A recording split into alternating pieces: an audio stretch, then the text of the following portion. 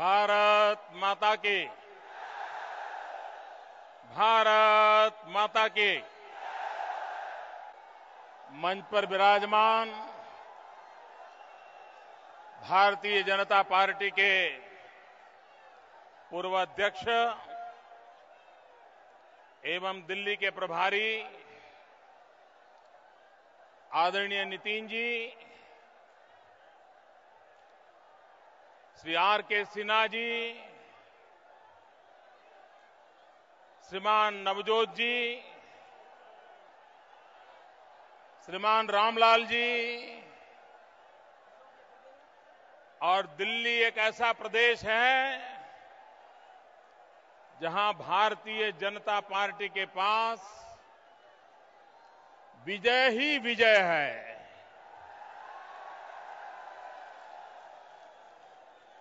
विजय जी गोयल, विजय जी मल्होत्रा, विजेंद्र गुप्ता, विजय शर्मा, सारे विजय दिल्ली में भारतीय जनता पार्टी के पास है। भाइयों बहनों,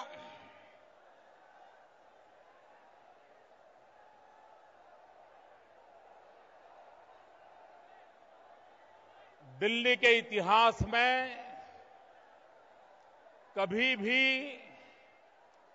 किसी भी राजनीतिक दल का इतना बड़ा कार्यक्रम दिल्ली वालों ने देखा नहीं होगा।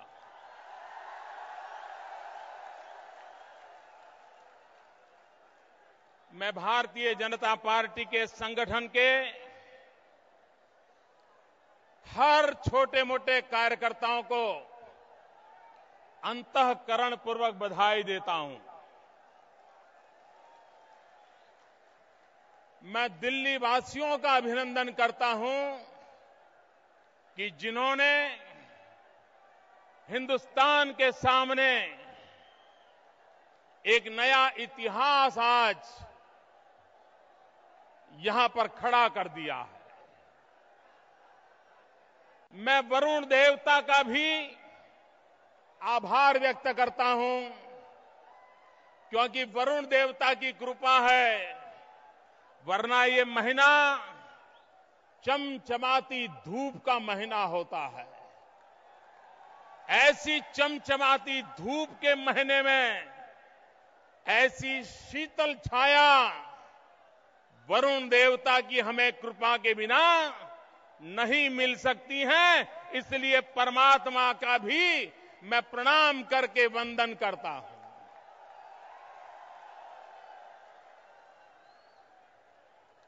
भाइयों बहनों, दुनिया में सरकारें देश की ताकत होती है, लोगों की भी ताकत होती है, लेकिन दिल्ली एक ऐसा प्रदेश है जो सरकारों के बोझ के नीचे दब गया है। अकेले दिल्ली में कितनी सरकारें हैं। दिल्ली प्रदेश में भी एक सरकार, उस सरकार में भी एक मां की सरकार, एक बेटे की सरकार।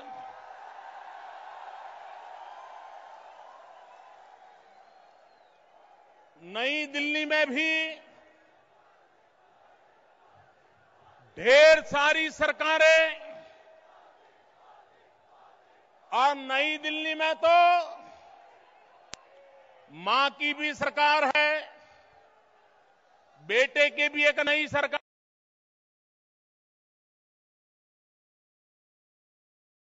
सरकार है। इससे भी आगे गठबंधन की सरकार है। गठबंधन में भी यूपीए के जितने साथी दल हैं, वो दल भी गवर्नमेंट, विधि गवर्नमेंट, वो अपने अपने दलों की एक अलग सरकार चला रहे हैं। यूपीए के साथी दल, हर दल का नेता सरकार के भीतर अपने दल का प्रधानमंत्री मानता है। इतना ही नहीं, दिल्ली में एक यूपीए की गठबंधन सरकार भी है और उस गठबंधन के सरकार के प्रधानमंत्री सरदार है, पर असरदार नहीं। मित्रों, इतना ही नहीं, दिल्ली का हाल यह है कि एक के सामने एक सरकार खड़ी है। हर डिपार्टमेंट एक अलग सरकार बन गया है। एक डिपार्टमेंट दूसरे डिपार्टमेंट के खिलाफ जैसे कोई दूसरे पार्टी की सरकार हो, ऐसा आचरण करती है। हर सरकार दिल्ली की ही एनवायरमेंट मिनिस्ट्री वाली सरकार से परेशान है। भाइयों बहनों, एक बात निश्चित है कि गठबंधन की सरकार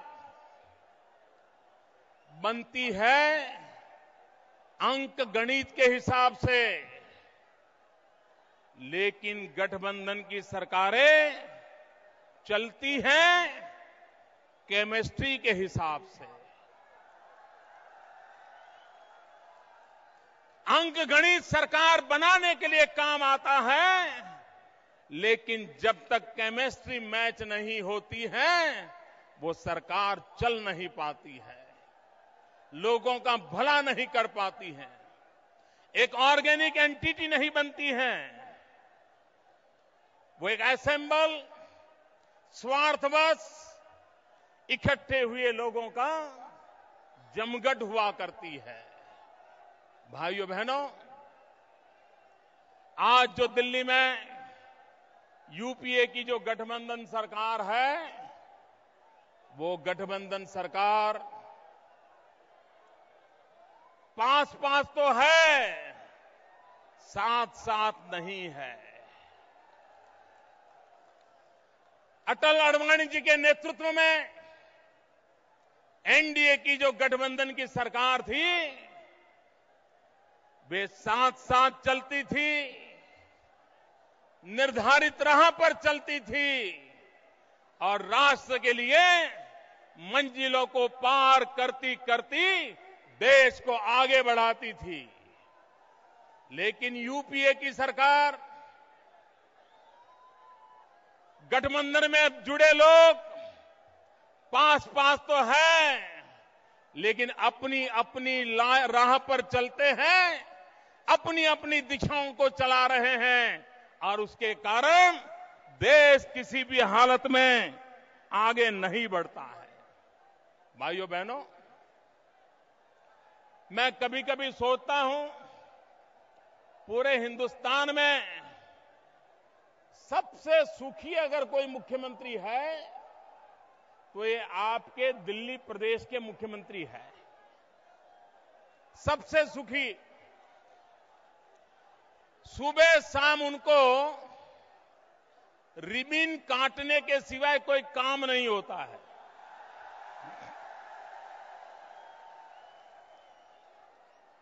न उनको एग्रीकल्चर डिपार्टमेंट देखना पड़ता है, न उनको एनिमल हस्बेंड्री डिपार्टमेंट होता है, न उनको इरिगेशन की चिंता होती है, न उनको मछुआरों का काम होता है।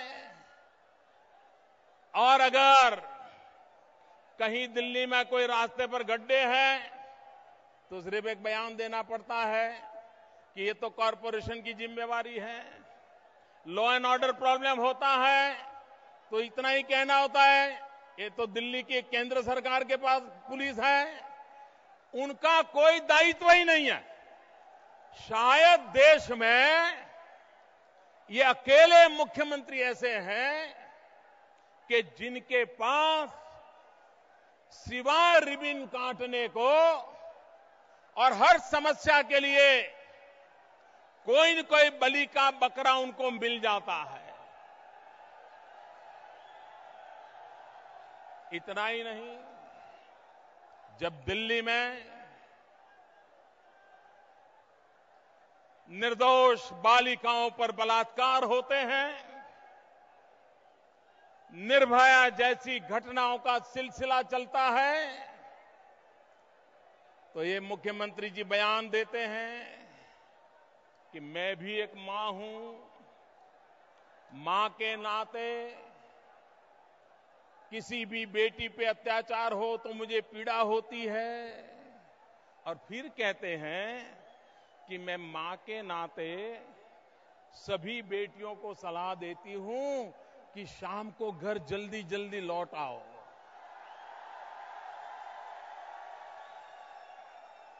ये तो हर मां कह सकती है, हर परिवार में बाप और मां, भाई बहन सब कहते हैं आप तो मुख्यमंत्री है, आपका कोई दायित्व है कि नहीं है, आपकी कोई जिम्मेवारी है कि नहीं है।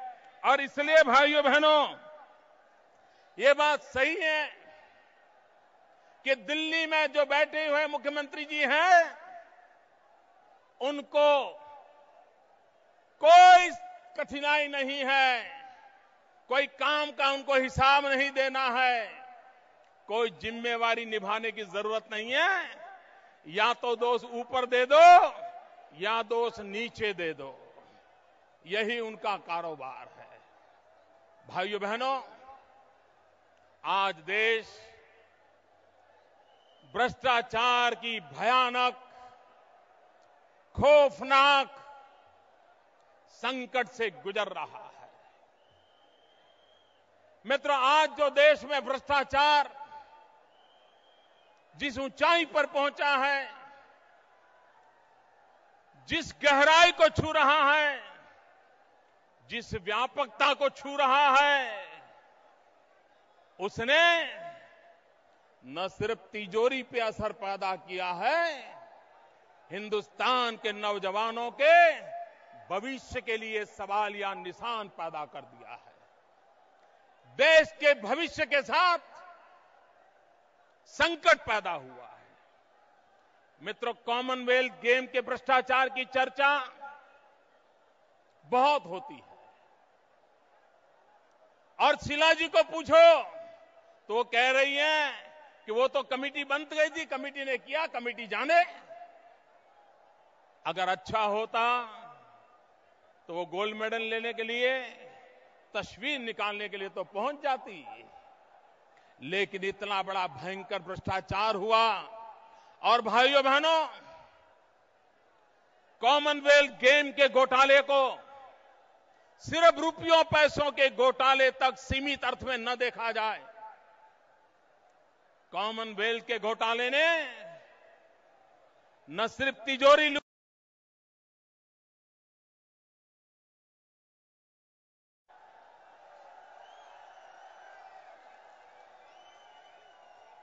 देश के भविष्य को लूटा है, भारत के स्पोर्ट्समैन स्पिरिट को उन्होंने लूटा है। और इसलिए भाइयों बहनों, दुनिया का हर देश, अगर उस देश में कोई अंतर्राष्ट्रीय खेल का अवसर मिलता है तो वो अपने देश के ब्रांडिंग के लिए उसका भरपूर उपयोग करता है। खेल के माध्यम से सारी दुनिया में वो अपना ब्रांडिंग करता है। आप साउथ कोरिया की घटना देखिए। साउथ कोरिया में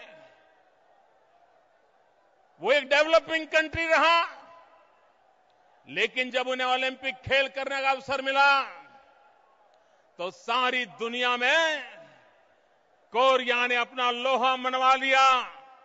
सारी दुनिया का ध्यान कोरिया की अंतर्भूत ताकत की तरफ गया और उस एक ओलंपिक गेम के कारण कोरिया की विकास यात्रा का नक्शा बदल गया, गति बदल गई, राह बदल गई। मित्रों, इतना ही नहीं, चाइना में ओलंपिक हुआ था पहले, उस खेल के माध्यम से उन्होंने चाइना का ब्रांडिंग किया, सारी दुनिया को दिखाई चाइना की ताकत।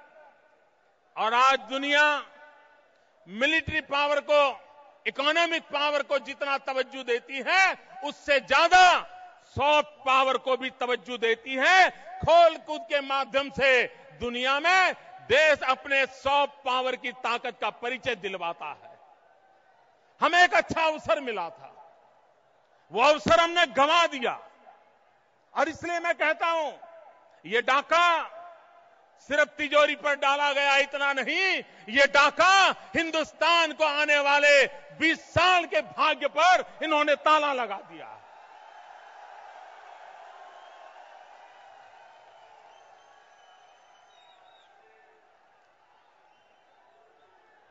भाइयों बहनों, आए दिन सुप्रीम कोर्ट से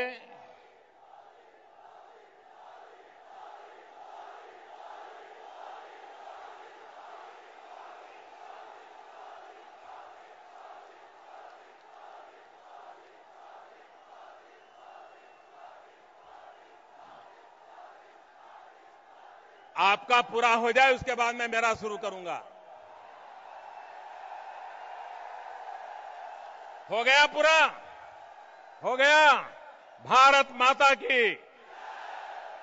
मित्रों, कृपा करके जो पीछे बैठे हैं उनको सुनने दीजिए। आपका हौस, उत्साह, उमंग ये मीडिया ने नोट कर लिया है, अब ज्यादा नहीं करने की जरूरत। ये टीवी वालों ने भी आपके दृश्य कवर कर लिए, देश ने देख लिया है। अब आप शांत रहेंगे? मैं बोलूं, जमकर के बोलूं, आपके दिल की आवाज उठाऊं, आपके सपनों को शब्दों में रखूं, तो आप मेरी मदद कीजिए। भारत माता की, भारत माता की। भाइयों बहनों, आए दिन इस देश की सुप्रीम कोर्ट, आए दिन इस देश की सुप्रीम कोर्ट भारत सरकार को भ्रष्टाचार के मुद्दों पर कड़ाई से कार्रवाई करती है, कठोर से कठोर शब्दों का उपयोग करती है। लेकिन ये ऐसी आदत हो गई है दिल्ली में बैठे हुए राजनेताओं को, पूरे कांग्रेस को, कांग्रेस के साथी दलों को भ्रष्टाचार की ऐसी आदत हो गई है कि जैसे एक शराबी को शराब पीने की लत लग जाती है, कितना ही कहो वो बंद करने को तैयार नहीं होता है। एक बार एक शराबी सुबह से ही बोतल खोल के बैठ गया, अखबार पढ़ रहा था। इत्तेफाक से उस दिन अखबार में शराब पीने से क्या क्या नुकसान होते हैं उसके लिए एक बहुत बड़ा आर्टिकल छपा था। तो उसकी बीवी ने देखा, बीवी ने कहा कि देखिए, ये पढ़िए, अब बंद कीजिए। देखिए, अखबार कहता है कि शराब पीने से नुकसान होता है, इसको बंद कीजिए। तो उस शराबी ने दूसरे दिन क्या किया? अखबार ही बंद कर दिया। बीबी ने पूछा, कि अखबार क्यों नहीं आया? बोले, तुमने ही तो कहा था कि बंद करो। जो अखबार कहता है शराब पीना खराब है, अखबार ही बंद कर दो। मित्रों, ये दिल्ली की सरकार ऐसी है, जब भ्रष्टाचार में फंस जाती है तो भ्रष्टाचार का उपाय खोजने के बजाय काम करना ही बंद कर देती है। पूरी तरह दिल्ली की सरकार को लकवा मार गया है। भ्रष्टाचार में डूबी हुई सरकार, भ्रष्टाचार से मुक्त होकर के देश की भलाई के लिए निर्णय करने की उनकी तैयारी नहीं है। मैं बहुत छोटा था, एक बार ट्रेन में सफर कर रहा था, एक अचानक मुझे जाना पड़ा, मैं दिल्ली आ रहा था। उस समय एसी वेसी तो हमारे नसीब में नहीं था, रिजर्वेशन क्या होता है मालूम नहीं होता था। एक परिचित मिल गए तो एक टिकट चेकर को उसने परिचय करवा दिया, देखिए भाई ये समाज का काम करते हैं, एक आध बर्थ उनको मिल जाए। मैं आबू रोड पहुंचा, तब तक उन्होंने मुझे बर्थ नहीं दिया। रात के 11 बज गए। मैं उसको रिक्वेस्ट करता रहा, मैंने कहा भाई बर्थ तो दीजिए। बोले आबू के बाद दूंगा। मैंने कहा आबू में तो तुम्हारी नौकरी छूट जाती है, दूसरा आएगा। तो बोले दूसरा देगा। मैंने कहा आप क्यों नहीं देते? बोले मेरे नियम है कि मैं पैसे लिए बिना कोई काम नहीं करता हूं और आपसे पैसे ले नहीं सकता हूं, और इसलिए मैं मेरा नियम तोड़ना नहीं चाहता हूं। मैं आबू से उतर जाऊंगा, जो दूसरा आएगा वो ये काम कर देगा। पूरी सरकार जो दिल्ली में बैठी है उसको ये आदत लग गई है, और उसके कारण भाइयों बहनों वो कोई भी निर्णय करने को तैयार नहीं है। भाइयों बहनों, आज जब मैं आपके सामने खड़ा हुआ हूं तब मैं आपको कहना चाहता हूं, एनडीए की सरकार अटल जी आडवाणी जी के नेतृत्व में 6 साल का वो कार्यकाल हमने देखा है। आप किसी भी पैमाने पर आप अगर उस सरकार को देखोगे तो उन्होंने हर क्षेत्र में विकास की नई ऊंचाइयों पार करने का प्रयास किया है। लेकिन आज जो यूपीए सरकार है वो सिर्फ गांधी भक्ति में डूबी हुई है। उनका एक ही मकसद है, गांधी भक्ति करना। और ये गांधी भक्ति का मतलब ये है कि गांधी छाप हजार हजार की जो नोटें होती हैं वो टन टन के रूप में उठा उठा करके ले जाना, ये इनकी गांधी भक्ति है। गांधी छाप नोटों के ढेर, और वो गिनती के हिसाब से नहीं है, लाखों करोड़ों में लिखते गए, 000 करते जाओगे तो जनपद तक पहुंचोगे तब भी फिगर पूरा नहीं होता है। इसलिए टन के हिसाब से अब करप्शन की बात करनी पड़ रही है। वो इतने टन ले गया, वो इतने टन ले गया, और इस प्रकार से ये नई गांधी भक्ति, इसी में ये यूपीए डूबा हुआ है। भाइयों बहनों, देश आजाद हुआ, हमें स्वराज्य मिला, इतने साल हो गए, लेकिन ये देश सुराज्य के लिए तरस रहा है। देश को सुराज्य कहीं नजर नहीं आ रहा है। आज चारों तरफ गुड गवर्नेंस की मांग उठी है। सभी समस्याओं का समाधान करना है तो उसका राजमार्ग है गुड गवर्नेंस, सुशासन, सुराज्य।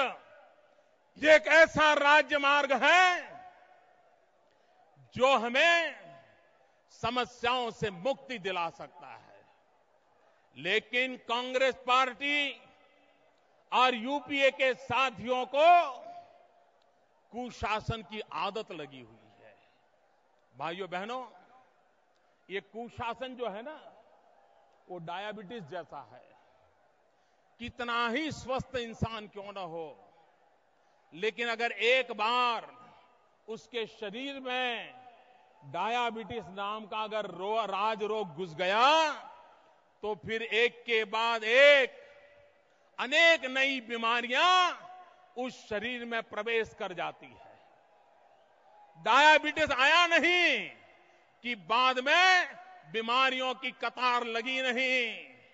बीमारियां एक के बाद एक उस पूरे शरीर को नोच लेती है, खत्म कर देती है। ये कुशासन भी ये डायबिटीज जैसी बीमारी है। एक बार शासन व्यवस्था में कुशासन अगर पगडंडा जमा देता है तो बुराइयां भी आती हैं, बीमारियां भी आती हैं और वो देश कभी उससे उठता नहीं है। और इसलिए भाइयों बहनों, हमारी पहली शर्त यह है कि हम देश को सुशासन का संकल्प दें। एनडीए ने देश को सुराज्य का, सुशासन का अनुभव कराया था। आने वाले दिनों में हमने सुशासन का, सुराज्य का संकल्प लेकर के आगे बढ़ना है। भाइयों बहनों, जो देश हमारे बाद पैदा हुए, हमसे छोटे थे, संसाधन कम थे, उसके बाद भी उनके पास विजन था, आगे बढ़ने का संकल्प था। और छोटे छोटे देश हमारे बाद आजाद हुए, लेकिन आज वो दुनिया के समृद्ध देशों की तरह अपनी जगह बना ली है। दुनिया तेज गति से आगे बढ़ रही है, लेकिन हम ही हैं जो तेज गति से पीछे जा रहे हैं। दुनिया के अंदर 125 करोड़ का देश एक हंसी मजाक का कारण बन चुका है। और इसलिए भाइयों, हमारे सामने आगे बढ़ने का संकल्प आवश्यक है। आप देखिए भाइयों बहनों, जब एनडीए की सरकार थी, मेरे देश के नौजवानों, आपका भविष्य किसके हाथों में सलामत है? आप रोजगार के लिए दर दर कब तक भटकते रहोगे? आप अपने मां बाप के पास हाथ फैला करके कब तक आए दिन पैसे मांगते रहोगे? मेरे देश के नौजवान, आप कब सम्मान से जी पाओगे? हमारे देश के नौजवान को रोजगार चाहिए। वो मेहनत करने के लिए तैयार है, वो परिश्रम करने के लिए तैयार है, वो अपनी जान की बाजी लगाने के लिए तैयार है। लेकिन ये यूपीए सरकार देश के नौजवानों को रोजगार नहीं दे पा रही है। इतना ही नहीं भाइयों बहनों, ये एनडीए की सरकार जब थी, तब हिंदुस्तान में रोजगार देने का दर 42% था। आज यूपी आने के बाद 11-12 में वो 38% हो गया है। जब अटल जी की सरकार थी, 6 साल में 6 करोड़ लोगों को रोजगार दिया था। और जब यूपीए की सरकार आई 2004 से 2009, सिर्फ 27 लाख लोगों को रोजगार दिया। आप मुझे बताइए मेरे नौजवान मित्रों, क्या ये कांग्रेस के हाथ में देश के नौजवानों का भविष्य सुरक्षित है? सुरक्षित है? सुरक्षित है? नौजवानों, आपके भविष्य के लिए इस कांग्रेस को उखाड़ फेंकने का संकल्प करो। इस दिल्ली की सरकार को, यूपीए की सरकार को उखाड़ फेंकने का संकल्प करो। भाइयों बहनों, कभी कभी लोग पूछते हैं कि मोदी जी, आप यूपीए की आलोचना तो करते हो, आप क्या करोगे? मैं कहना चाहता हूं, भाइयों बहनों, आप जानकर के हैरान हो जाओगे। आपके दिल्ली में, देश की राजनीति में, राजधानी में बिजली नहीं है। आपको अंधेरे से जूझना पड़ता है।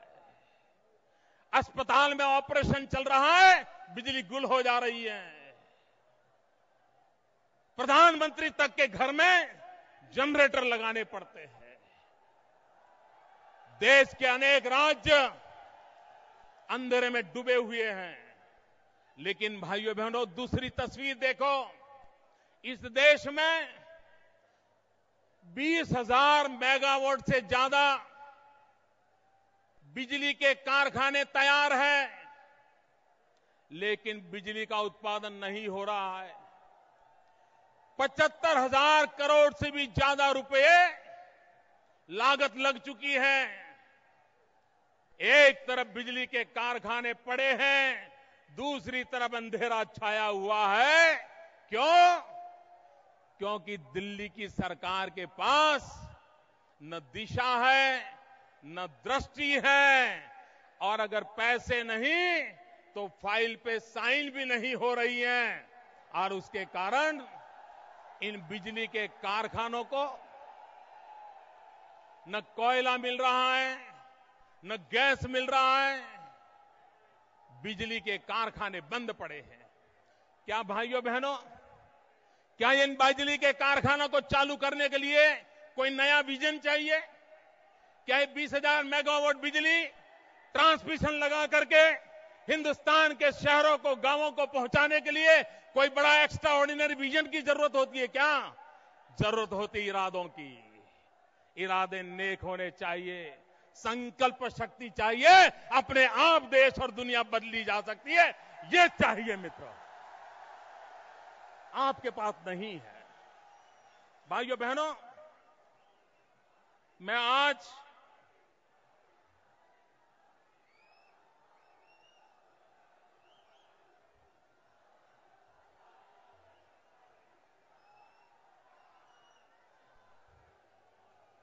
भाइयों बहनों, मैं आज ये यूपीए सरकार अगर कुछ भी अच्छा प्रदर्शन दिखाती है, आप लिख करके चलिए, वो उन्हीं डिपार्टमेंट को अच्छा प्रदर्शन बता पाती हैं जो डिपार्टमेंट राज्यों के हवाले हैं। राज्यों का जो परफॉर्मेंस होता है उसी का टोटल लगा करके दिल्ली वाले अपनी वाहवाही पीठ थपा रहे हैं। मैं आज उनके पास जो डिपार्टमेंट है, जो सिर्फ भारत सरकार के पास डिपार्टमेंट है, उनका जिक्र करना चाहता हूं। रेलवे कोई राज्यों का रोल नहीं है, सीधा सीधा दिल्ली सरकार के ताबे में है। आप देखिए मित्रों, ये रेलवे 1980 में हिंदुस्तान में रेलवे 61,000 किलोमीटर थी, और 31 ईयर में उसमें इजाफा सिर्फ 3,000 किलोमीटर का हुआ। ये देखिए यूपीए सरकार की बात, देश की सरकारों की बात। 1980 में 61,000 रेलवे थी, पिछले 31 साल में 3,000 किलोमीटर लंबाई में इजाफा हुआ, और चाइना में 50,000 किलोमीटर थी 1980 में। आज चाइना के पास, हमसे भी चाइना आगे निकल गया। हमने 31 साल में 3,000 किलोमीटर रेलवे डाली, चाइना ने 31 साल में 11,000 किलोमीटर नई रेल लाइन डाली। इतना ही नहीं, गुणवत्ता की दृष्टि से, स्पीड की दृष्टि से आज चाइना की रेलवे जापान के साथ स्पर्धा कर रही है, जबकि हम अपनी जगह पर बैठे हुए हैं। इतना ही नहीं भाइयों, नेशनल हाईवे, ये नेशनल हाईवे भारत सरकार के कब्जे में है। नेशनल हाईवेज का क्या हाल हुआ है? अभी यूपीए सरकार ने सुप्रीम कोर्ट में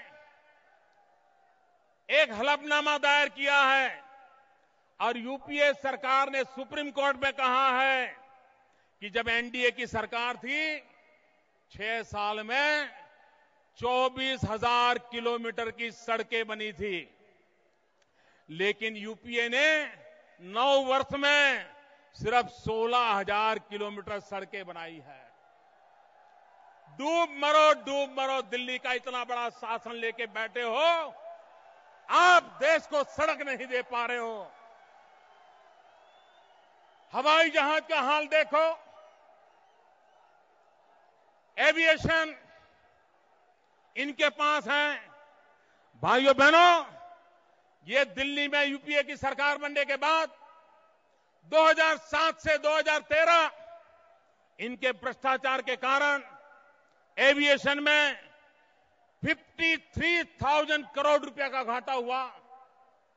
7 साल में 53,000 करोड़ का घाटा और 1 लाख करोड़ रुपए का कर्ज हुआ। हिंदुस्तान के एविएशन सेक्टर जो दिल्ली की सरकार के ताबे में है, 53,000 करोड़ का घाटा, 1 लाख करोड़ का कर्ज। और भाइयों बहनों, ये हवाई जहाज वालों को मुक्त करने के लिए, गरीबों को पैसा देने के लिए जो तैयार नहीं है, इन्होंने हवाई जहाज की मुक्ति के लिए 30,000 करोड़ रुपए का पैकेज दिया। आप देखिए इनकी प्रायोरिटी क्या है। और इसलिए भाइयों बहनों, ये यूपीए सरकार किसी भी हालत में देश का भला नहीं कर सकती है। और भाइयों बहनों, पिछले 2-3 दिन में जो घटनाएं घटी हैं, उस पर मैं गंभीरता से कुछ बात बताना चाहता हूं।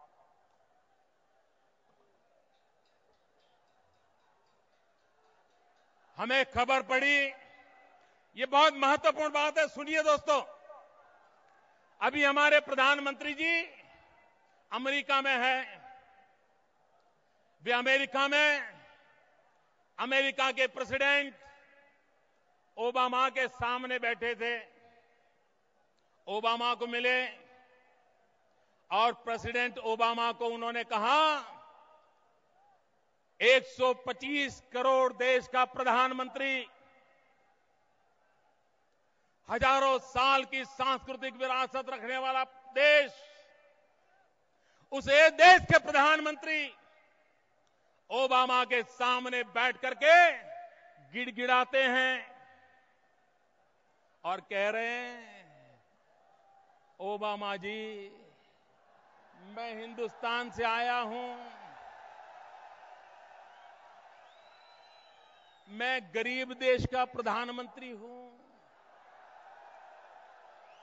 मेरा देश गरीब है। प्रधानमंत्री जी, आपने ओबामा के सामने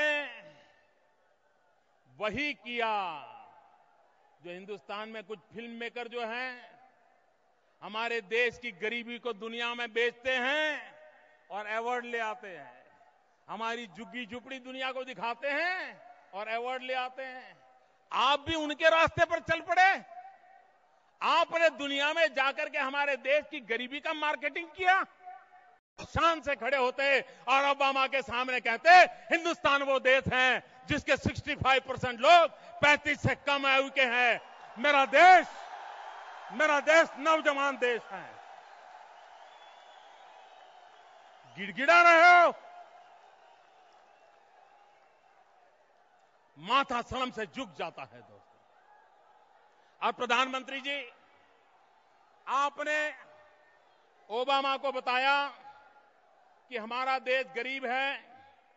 मैं पूछना चाहता हूं, ये जो आपने गरीब कहा, वो स्टेट ऑफ माइंड है क्या? क्योंकि शहजादे ने डेफिनेशन की है, वो शहजादे की डेफिनेशन है कि गरीबी ये तो स्टेट ऑफ माइंड है। तो डॉक्टर मनमोहन सिंह जी, आपने जो ओबामा को कहा कि मेरा देश गरीब है, वो प्रधानमंत्री जी, वो किस गरीबी की आपने बात की है? शहजादे वाली गरीबी की या हमारे गली मोहल्ले में दिखने वाली गरीबी की? देश जानना चाहता है प्रधानमंत्री जी। प्रधानमंत्री जी, आप आज पाकिस्तान के प्रधानमंत्री को मिलने वाले हैं। नवाज शरीफ को मिल रहे हो। नवाज शरीफ भी बड़े गर्मजोशी से आपको मिलना चाहते हैं। प्रधानमंत्री जी, इस देश को शक है कि आप नवाज शरीफ से क्या बातें करेंगे, पाक प्रधानमंत्री से क्या बातें करेंगे। लेकिन उससे पहले मेरे देशवासियों, मैं एक मेरी पीड़ा की बात बताना चाहता हूं, जो मेरे दिल को चोट पहुंची है, और वो चोट हर हिंदुस्तान को पहुंचना बहुत स्वाभाविक है। वो चोट ये है कि कल पाकिस्तान के प्रधानमंत्री ने हिंदुस्तान के और पाकिस्तान के कुछ पत्रकारों को नाश्ते पर बुलाया था। बहुत गंभीर बात मैं कह रहा हूं दोस्तों, उनको नाश्ते पर बुलाया था, और जहां हिंदुस्तान के पत्रकार मौजूद थे, नवाज शरीफ की मिठाई खा रहे थे। उस समय बहुत गंभीर बात कर रहा हूं दोस्तों, सुनिए, बहुत गंभीर बात बता रहा हूं दोस्तों, प्लीज दोस्तों, आपके दिल को चोट पहुंचेगी ऐसी बात बता रहा हूं। नवाज शरीफ ने यह कहा,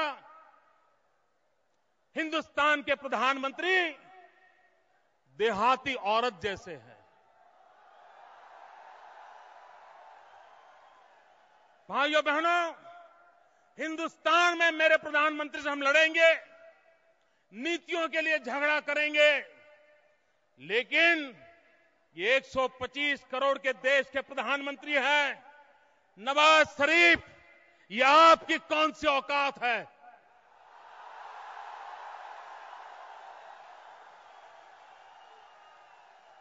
आप मेरे देश के प्रधानमंत्री को देहाती औरत कह के संबोधन करते हो, और ये कहते हो कि हिंदुस्तान के प्रधानमंत्री तो देहाती औरत जैसे हैं। वो ओबामा के पास जाकर के मेरे खिलाफ शिकायत करते हैं। हिंदुस्तान के प्रधानमंत्री का इससे बड़ा कोई अपमान नहीं हो सकता, हिंदुस्तान का इससे बड़ा कोई अपमान नहीं हो सकता। हिंदुस्तान में हम 125 करोड़ एक हैं, वयम पंचाधिकम शतम। हमारे प्रधानमंत्री का अपमान यह देश सहन नहीं करेगा।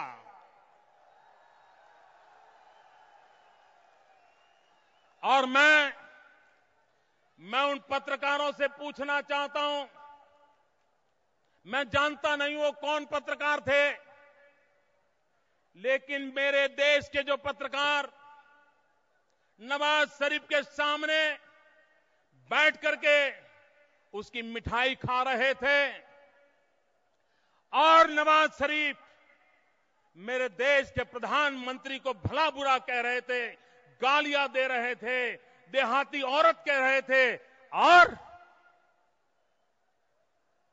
हिंदुस्तान के उस पत्रकार से मेरी अपेक्षा थी, इस देश की अपेक्षा थी कि वो नवाज शरीफ की उस मिठाई को ठोकर मार के चल देते।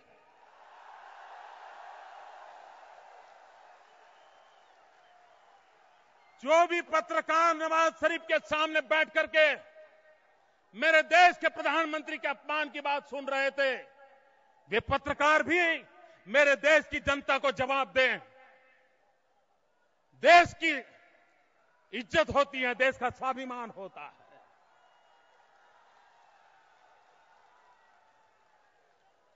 भाइयों बहनों, हिंदुस्तान की धरती पर हमारे राजनीतिक विरोध है, वैचारिक विरोध है, देश की बर्बादी की हमें पीड़ा है। हम लड़ेंगे, मरेंगे, घर में करेंगे। दुनिया के किसी देश को मेरे देश पर उंगली उठाने का अधिकार नहीं है।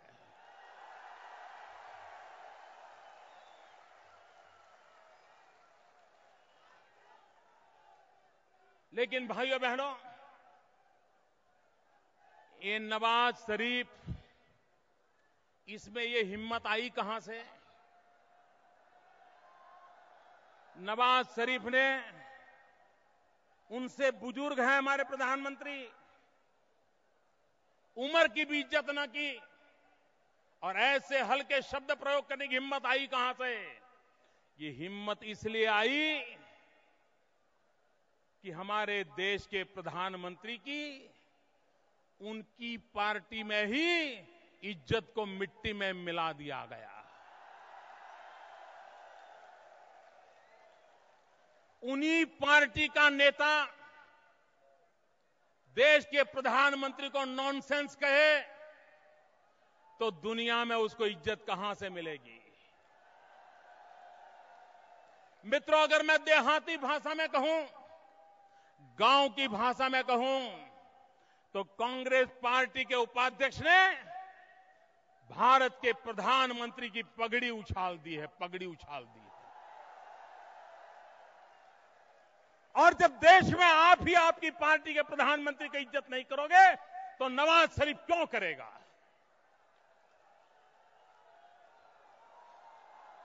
कितना बड़ा पाप किया है आपने। प्रधानमंत्री जी, आज आप नवाज शरीफ को मिलने वाले हैं।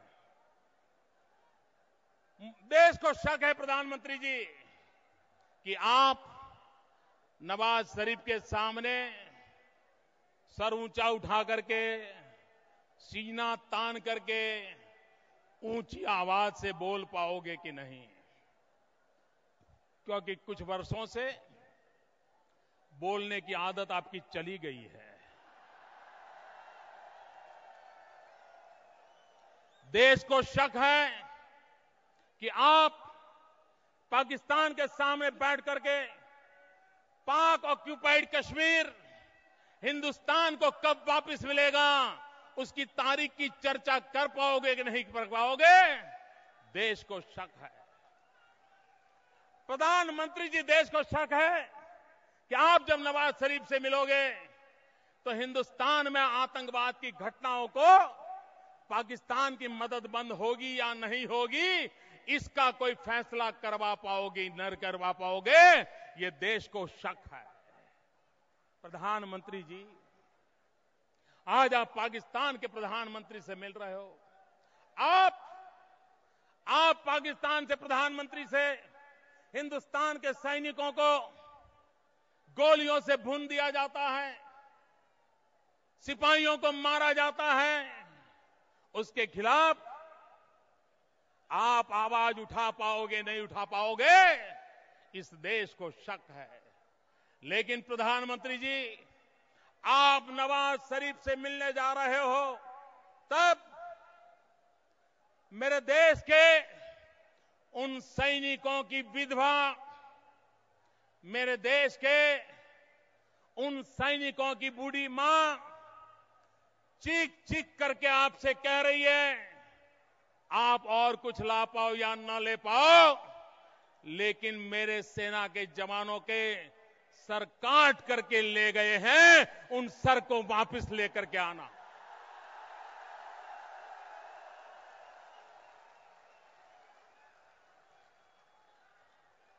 आप अगर पाकिस्तान में पाकिस्तान के प्रधानमंत्री से बात करते हो, हिंदुस्तान के सैनिकों के कटे हुए सर, ये अगर आप वापस लाओगे, हिंदुस्तान का सर ऊंचा जाएगा। मेरे देश के जवान हिंदुस्तान के लिए मर मिटने के लिए एक नया हौसला, नई ताकत पाएंगे। प्रधानमंत्री जी, मुझे मालूम नहीं कि आप तक उन विधवा की आवाज पहुंचेगी कि नहीं पहुंचेगी। प्रधानमंत्री जी, मुझे शक है कि आपके कानों तक जिन सैनिकों का सर काट लिया गया, उनकी बूढ़ी मां की आवाज पहुंचेगी कि नहीं पहुंचेगी। और इसलिए प्रधानमंत्री, आपसे मैं कहना चाहता हूं, भाइयों बहनों, 2 दिन पूर्व हिंदुस्तान के राजनीतिक इतिहास में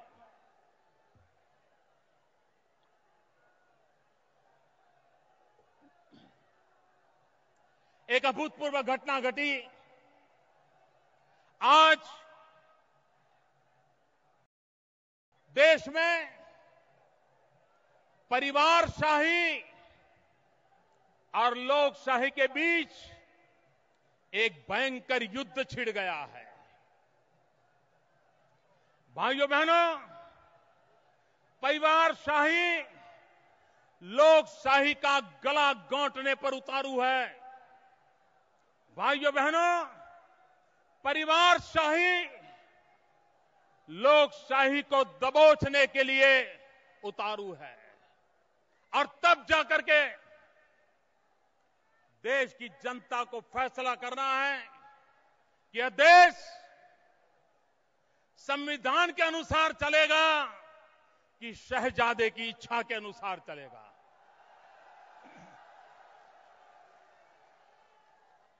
देश लोकतंत्री मर्यादाओं को लेकर के चलेगा कि शहजादे के विम पर चलेगा। इसका फैसला करने के मोड़ पर आज देश खड़ा है। भाइयों बहनों,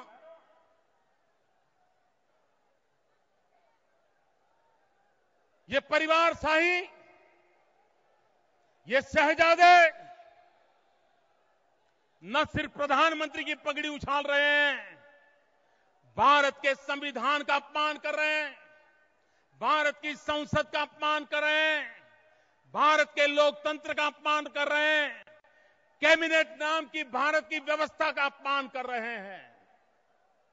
इतना ही नहीं, मैं जरा यूपीए के साथी दिग्गजों से पूछना चाहता हूं कि प्रधानमंत्री जब G20 समिट से लौट के आ रहे थे तो उन्होंने तो घोषित कर दिया था कि वो अब किसके अंडर में काम करना चाहते हैं। शहजादे उनके बॉस हैं नए, ये उन्होंने घोषित कर दिया था और उन्होंने कह दिया था कि वो शहजादे के अंडर में काम करेंगे। लेकिन मैं यूपीए के साथी दलों के दिग्गजों से पूछना चाहता हूं, आप देश को बताओ, आप संविधान के अनुसार चलना चाहते हो कि शहजादे की इच्छा पर चलना चाहते हो? तय करना पड़ेगा। यूपीए के पार्टनर दलों के नेताओं को तय करना पड़ेगा कि वो शहजादे की इच्छा पर चलेंगे कि देश के संविधान के अनुसार चलेंगे। भाइयों बहनों, जब सुप्रीम कोर्ट का निर्णय आया, दागी लोगों को चुनाव से रोकने का निर्णय आया, भारतीय जनता पार्टी ने तहे दिल से इसका स्वागत किया है। ऑल पार्टी मीटिंग में भारतीय जनता पार्टी ने अपना रुख साफ किया था।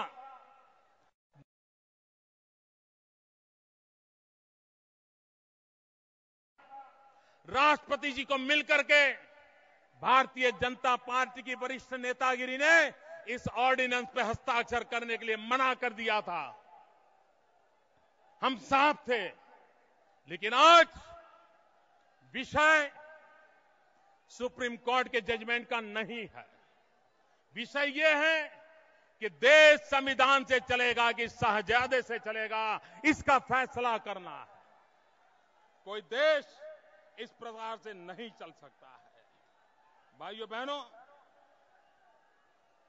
आने वाले दिनों में चुनाव आने वाला है। दिल्ली विधानसभा का भी चुनाव है, 2014 में लोकसभा का भी चुनाव है। आपको तय करना है, 10 साल से देश यूपीए को झेल रहा है। हमने दिल्ली में डर्टी टीम के कारनामे देखे हैं। 2014 में देश को चाहिए एक ड्रीम टीम की आवश्यकता है। देश को ड्रीम टीम चाहिए, डर्टी टीम नहीं चाहिए।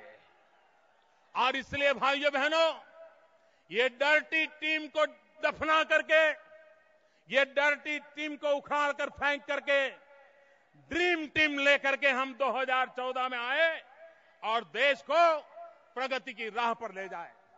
भाइयों बहनों, हमारे देश की आजादी को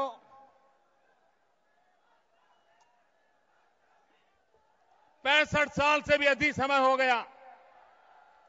8-9 साल के बाद यह देश, इस देश की आजादी 75 साल की हो जाएगी। हमारे देश में जब 75 साल होते हैं तो हम अमृत महोत्सव मनाते हैं।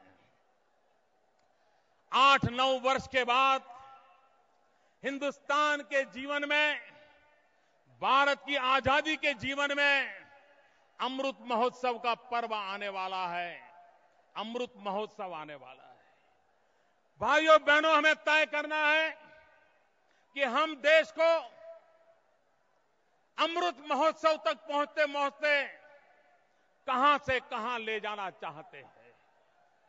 क्या भाइयों बहनों, हमने जैसे दिन बिताए ऐसे दिन आगे बिताना चाहते हैं? तो भाइयों बहनों, हम संकल्प करें, देश का जब अमृत महोत्सव मने तब हमारा देश कैसा हो। आज भाइयों बहनों, देश के सामने, दिल्ली में बैठी हुई सरकार के सामने कोई सपने नहीं है। और मैं सिद्ध कर सकता हूं, यहां से पंडित बैठे हैं, मेरे शब्द पर गौर कीजिए। आप देखिए, हमारे देश में जब रेल बजट आता है तो हम चर्चा क्या करते हैं? कितना बड़ा किराया बढ़ा, कितना किराया कम हुआ। इससे आगे हमारी सोच नहीं है। जब देश का बजट आता है तो हम टीवी मीडिया पर क्या चर्चा करते हैं? सेंसेक्स कम हुआ, ज्यादा हुआ। इनकम टैक्स में रिलीफ मिला, नहीं मिला। इंपोर्ट करने में कोई राहत आई, नहीं आई। मित्रों, हमें कोई विजन नहीं होता है। इस देश का, यूपीए सरकार का पिछले 10 साल के सारे बजट देख लीजिए, एक भी विजन नहीं नजर आता है। इतना ही नहीं, प्लानिंग कमीशन के दस्तावेज देख लीजिए, सारे प्लानिंग कमीशन के दस्तावेज देख लीजिए, तारीख बदलते हैं, नारे बदलते हैं, अंदर का माल वैसा की वैसा पिछले 50 साल से परोस रहे हैं। देश को बड़े सपने चाहिए, देश को बड़े अरमान चाहिए। 125 करोड़ का देश है, 65% जनसंख्या 35 से कम आयु की है। देश के नौजवानों को रोजगार चाहिए। हम सपना देखें कि जब देश अमृत महोत्सव मनाएगा तब इस देश की 75 से ऊपर की आयु का कोई इंसान परेशान नहीं होगा। देश जब 75 साल मनाएगा तब गरीब के घर में दोनों टाइम चूल्हा जलता होगा। देश जब 75 साल मनाएगा तब गरीब को रहने के लिए घर मिलेगा। देश जब 75 साल मनाएगा तब मेरे आदिवासियों को गर्व के साथ जीने का, शिक्षा का अवसर मिलेगा। देश जब 75 साल का होगा तब हिंदुस्तान के किसान को, गांव को, गरीब को, दलित को, पीड़ित को, शोषित को, वंचित को उसके हक के लिए लड़ना नहीं पड़ेगा। हर हक दरवाजे आकर के दस्तक देता होगा। ऐसा देश बनाना होगा। भाइयों बहनों, हम सपना लें और 125 करोड़ देशवासी जो सपना लेते हैं, एक अगर देशवासी एक सपना करे तो देश 125 करोड़ कदम आगे चला जाता है। हर गांव अपने सपने ले, हर जिला अपना सपना तय करे और एक सामर्थ्य के साथ एक भव्य दिव्य हिंदुस्तान बनाने के लिए हम आगे बढ़ें। ये संकल्प के साथ आगे बढ़ें। और भाइयों बहनों, मुझे विश्वास है हम इस काम को कर सकते हैं। भाइयों बहनों, मैं कुछ आज अपनी बात भी बताना चाहता हूं। दिल्ली में आया हूं, पहली बार इतने बड़ी विशाल संख्या को बोल रहा हूं, तो मैं कुछ अपनी बात भी आज बताना चाहता हूं।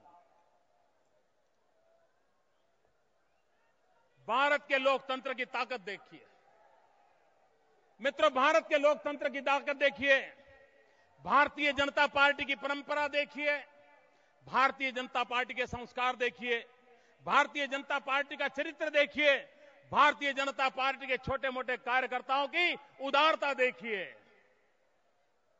बचपन में जो इंसान रेलवे के डिब्बे में चाय बेच करके अपना गुजारा करता था।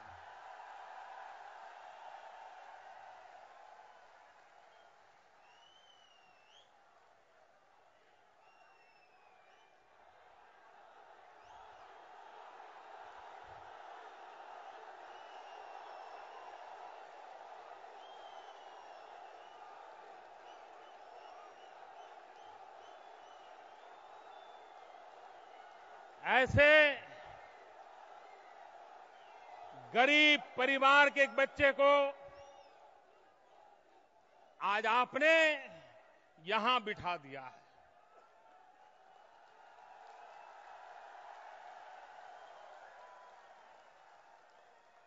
भाइयों बहनों, मैं मन से न कभी शासक था, न शासक हूं और न ही शासक बनने के सपने देखता हूं। मैं सिर्फ सेवक हूं। पहले भी सेवक था, आज भी सेवक हूं और कल भी आपका सेवक हूं।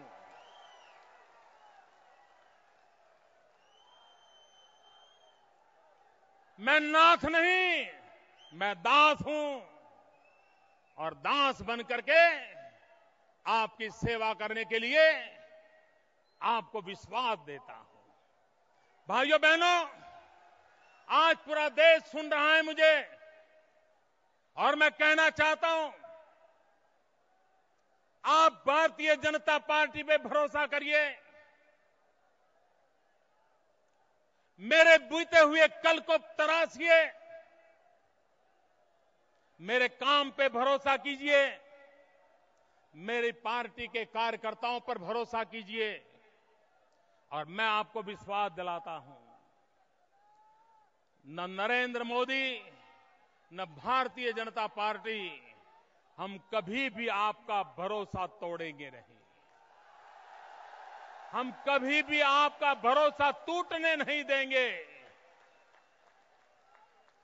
आपके सपनों के लिए जिएंगे, आपके सपनों के लिए जूझेंगे और जरूरत पड़ी तो आपके सपनों के लिए अपने आप को खपा देंगे।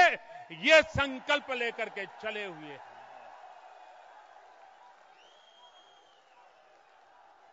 भाइयों बहनों, जब मैं आज आपके बीच खड़ा हूं तो मैं आपसे कहना चाहता हूं, जैसे मेरी पार्टी का एक चरित्र है, मेरी पार्टी के एक संस्कार है, अटल जी अडवाणी जैसे, कुशाभाऊ ठाकरे जैसे अनेक महापुरुषों की उंगली पकड़ करके हमें चलने का, सीखने का अवसर मिला है। उन्होंने हमारा लालन पालन किया, उन्होंने हमारे जीवन को बनाया है और आज उसी चरित्र के लेकर के हम आपकी सेवा करने के लिए आगे आए हैं। लेकिन भाइयों बहनों, सरकार का भी एक चरित्र होता है, सरकार की भी जिम्मेवारियां होती हैं, सरकार के भी संस्कार होते हैं और इसलिए करोड़ों देशवासियों, आज जब मैं सुन रहे हैं मुझे, तब मैं कहना चाहता हूं कि मेरे लिए सरकार का एक ही मजहब होता है, सरकार का एक ही मजहब होता है, सरकार का एक ही धर्म होता है और वो मजहब होता है नेशन फर्स्ट, इंडिया फर्स्ट। सरकार का एक ही धर्म ग्रंथ होता है, सरकार का एक ही धर्म ग्रंथ होता है, सरकार की एक ही होली बुक होती है और वो धर्म ग्रंथ है भारत का संविधान। सरकार की एक ही भक्ति होती है, भारत भक्ति। सरकार की एक ही शक्ति होती है, 125 करोड़ की जनशक्ति। सरकार की एक ही पूजा होती है, 125 करोड़ भारतवासियों का कल्याण। सरकार की एक ही कार्यशैली होती है, सबका साथ, सबका विकास। हमें सबका विकास भी करना है, हमें सबका साथ भी लेना है। हम सबका साथ सबका विकास का मंत्र लेकर के आगे बढ़ रहे हैं। और इसलिए भाइयों बहनों, आज के इस समारोह में इतनी बड़ी मात्रा में और इतने प्यार से मित्रों, जहां मेरी नजर पहुंचे लोग ही लोग नजर आते हैं। मैं भारतीय जनता पार्टी को जितनी बधाई दूं, मेरे शब्द कम पड़ जाएंगे। मैं आपकी जितनी तारीफ करूं, मेरे शब्द कम पड़ जाएंगे। आपके गौरव के लिए, आपका अभिनंदन करने के लिए मैं आपसे एक नारा बुलवाता हूं, बोलोगे? दोनों मुट्ठी बंद करके ऊपर हाथ करके बोलोगे? भारत के प्रधानमंत्री को अमेरिका में ताकत मिले, उतनी ताकत से बोलोगे? भारत के प्रधानमंत्री का वहां हौसला बुलंद हो, दब न जाए, उस ताकत से बोलोगे? पक्का बोलोगे? बोलिए वंदे वंदे वंदे वंदे वंदे वंदे वंदे वंदे वंदे वंदे वंदे वंदे वंदे वंदे वंदे वंदे वंदे वंदे वंदे